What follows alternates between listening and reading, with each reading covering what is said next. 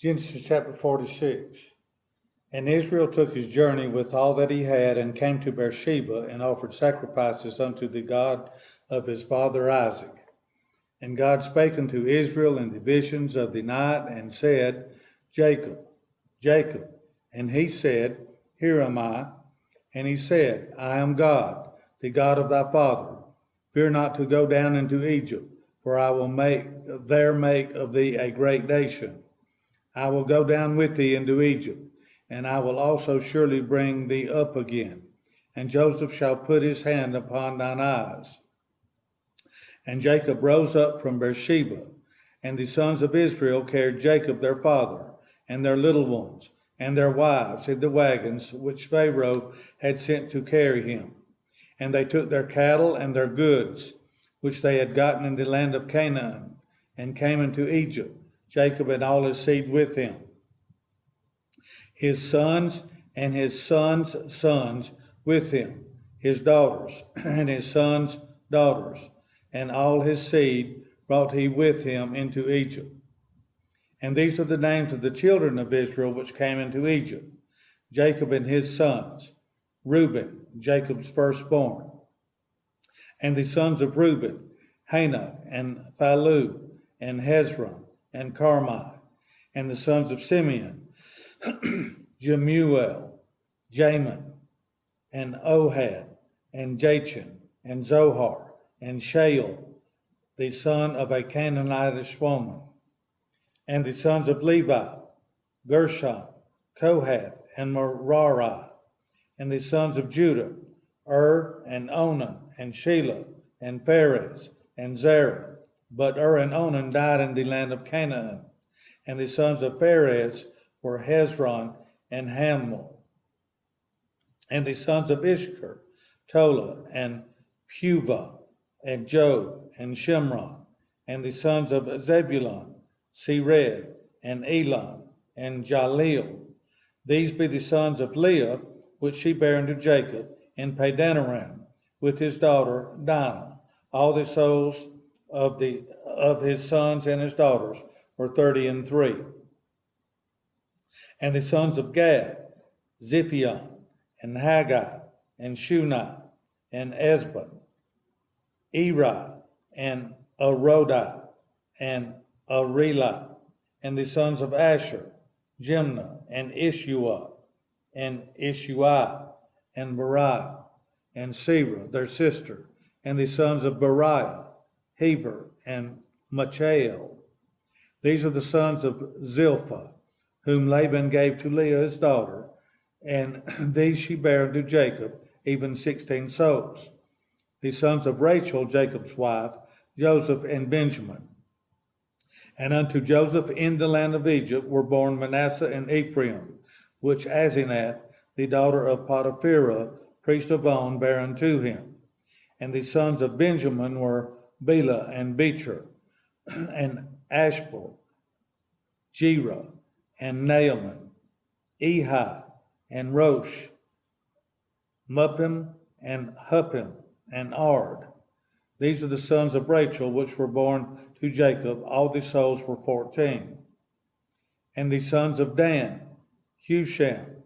And the sons of Naphtali, Jazeel, and Guni, and Jezer, and Shillem.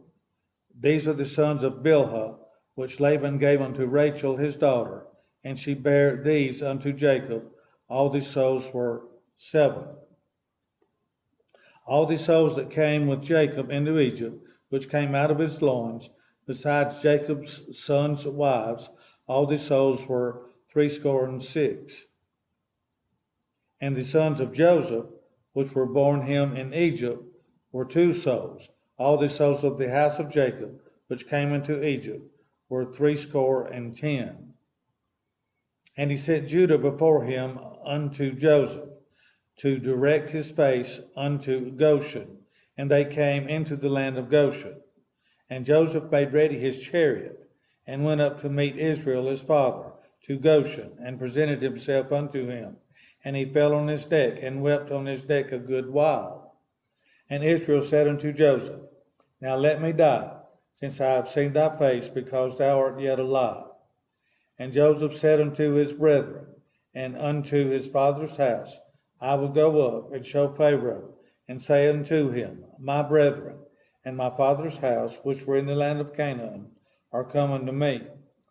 And the men are shepherds, for their trade hath been to feed cattle, and they have brought their flocks to their herds, and all that they have. And it shall come to pass, when Pharaoh shall call you, and shall say, What is your occupation? That ye shall say, Thy servant's trade hath been about cattle, from our youth even until now, both we and also our fathers, that ye may dwell in the land of Goshen. For every shepherd is an abomination unto the Egyptians. So Israel is about to take his journey towards Egypt. And Israel seeks the blessing of God at Beersheba. The fact that he sought out God's blessing for the family's journey shows the great faith of Israel, but it also shows that he put what was most important first. So Israel, that is Jacob, his entire family, minus Joseph, and his family with all of their possessions and herds, begin their journey to Egypt. Genesis 35:21 tells us that Israel spread his tent near the Tower of Eder.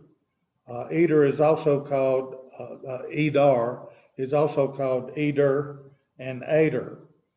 Their journey would have began here, and they would have traveled mostly west to Beersheba, located about 30 miles west of the southern end of the Dead Sea.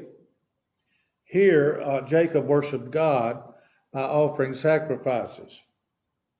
It is noticed here that Jacob worshiped the God of Isaac, because Isaac previously had received the promise of the covenant that God would make from him a great nation, through which all of the nations of the earth would be blessed.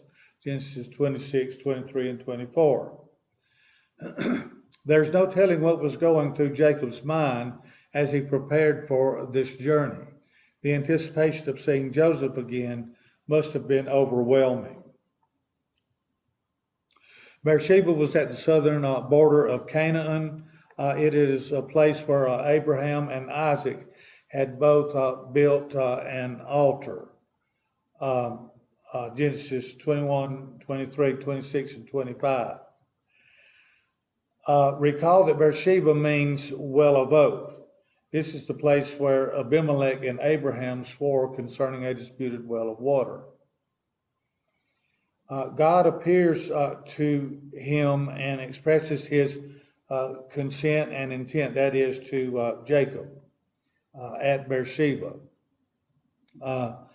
God assured him that he would go with him and that he should have no fear of going into Egypt. Remember that Abraham had trouble because he neglected to say that Sarah was his wife in Egypt, and Isaac was told not to go into Egypt, and then oppression is going to be foretold concerning Jacob. So God told Jacob to fear not concerning his travel to Egypt. When Abraham traveled there, he lied about Sarah being his wife. Isaac was told by God himself not to go down, and also told Jacob, I will surely bring thee up again, in verse 4. This would be due to Egyptian oppression put on God's people by the idolatrous Egyptian peoples.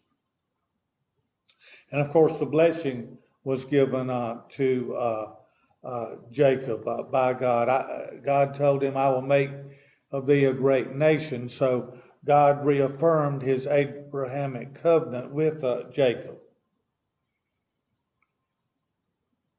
God also told him, I will bring thee up again, both in burial and his descendants. Jacob's body was brought up out of Egypt after his death, and buried in the land of Canaan. Genesis 50 and verses 5 and 6. Let's look at those verses. Genesis 55 and 6 says, My father made me swear, saying, Lo, I die in my grave, which I have digged for me in the land of Canaan. There shalt thou bury me. Now, therefore, let me go up, I pray thee, and bury my father, and I will come again. That is Jacob seeking permission to bury his father, and Joseph seeking permission from Pharaoh to bury his father Jacob in Canaan.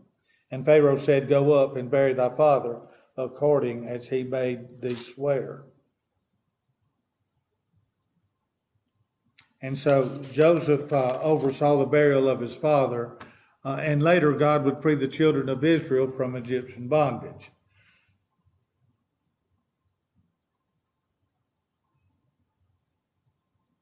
Although Joseph died in Egypt, he was able to see his beloved son. Although Jacob died in Egypt, he was able to see his beloved son, Joseph, once again. And God told Jacob, Joseph shall put his hand upon thine eyes. That is, Joseph is the link in God's promise, whereas Jacob is the channel for the continuing flow leading to Christ. More is said about Joseph in Genesis than any other character. Joseph literally would close his dead father's eyes with his own hand. So with wagons loaded, the caravan journeys to Egypt, verses 5 through 7. Israel moved the group on his faith. The wagons which Pharaoh sent by the brothers to Canaan were loaded with women, children, food, and housewares. Now, Jacob, full of faith and family, begins the bulk of their journey into Egypt. They also are bringing their herds of cattle. The sons of Israel by their mothers. Remember that in God's word, son means descendants. So, grandsons, great-grandsons, and some daughters are in this list. There were 33 souls listed in the sons of Leah, counting Jacob. So Jacob is included in this list. And by Reuben, we have Hannah, Phalu, Hezron, Carmi. Simeon, we have Jemuel, Jamin, Ohad, Jachin, Zohar, Shael. Levi, Gershon, Kohath, Merari. Judah, Shelah, Perez, Zerah. Also, Onan died in Canaan, so two sons of Perez were named in their place, Hezron and Hamul, two of Jacob's great-grandsons. Then Issachar, Tola, Phuvah, Job, Shimron. Zebulun, Sered, Elon, Chaleel. Dinah was the only daughter in the list of Leah, and these added up to 33 total. The sons of Zilpah, Leah's handmaid, were 16 souls. Gad was Ziphion, Haggai, Shunai, Esbon, Eri, Arodi, Areli. And Asher was Jumna, Ishua, Beriah, and Sarah. Serah was a sister name. Beriah was Heber, Malchiel, and these were great-grandsons, and there were 16 total. And then the sons of Rachel was 14 total. Joseph, Manasseh, Ephraim. Joseph's sons were Manasseh and Ephraim, Benjamin, Bela, Becher, Ashbel, Jerah, Naaman, Ehi, Rosh, Muppim, Huppim, and Ard, 14 total. The sons of Bilhah, Rachel's handmaid, were 7 souls. Dan's, Hushim, Naphtali's, Chatzil, Unai, Jezer, Shillem, and there were 7 total. So the summation of these numbers were 70 souls. That is 33 plus 16 plus 14 plus 7 equals 70. And we can find this number in other places in God's Word, such as Exodus 1:5 and Deuteronomy 10:22. However, Acts 7:14 says 75 souls. So it is believed by many, and Stephen was giving this account before his martyrdom. It is believed by many that Stephen was referencing the Septuagint, which includes the following 5 grandsons of Joseph: Machir, Gilead, Taim, and Sutelaim. Another explanation was that Stephen could have been using an approximation, 75, 3/4 of 100. At any rate, there's no problem with Stephen's rendering. The truth is, we do not know for sure how Stephen arrived at the 75 number because they were not listed. Israel then reunites with Joseph in verses 28 through 34. Judah leads the way to Goshen. Jacob sent Judah to Joseph further south, while the rest of the family and the herds remained in Goshen in northern Egypt. Judah has been the family spokesperson for some time now. Israel sees Joseph for the first time in 22 years. Joseph was 17 years old when he was sold, and he was 30 when he came into power. And then there was, at this time, there were 7 years of plenty and 2 years of famine. And so if you subtract 17 from his age of 30, then that would have been 13 years of his captivity plus the 7 more years of plenty and 2 years of famine thus far, and 13 plus 7 plus 2 is 22 years. So Joseph had been a servant in Egypt for approximately that long.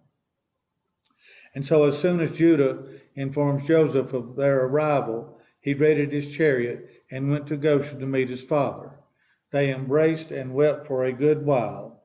And Israel did not care if he now dies, since he got to see his favorite son one more time.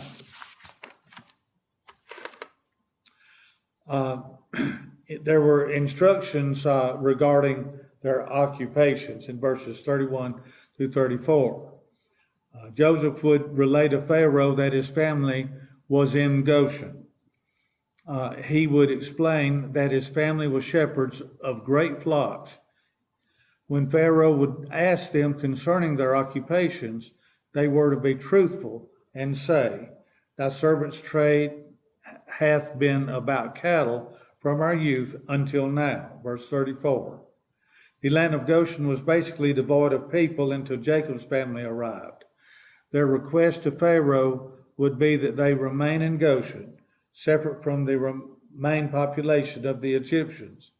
Of course, because of Joseph, their request was granted. Verse 34 also says, "Every shepherd is an abomination unto the Egyptians, because they worshipped most everything, including herd animals, because they were utterly idolatrous."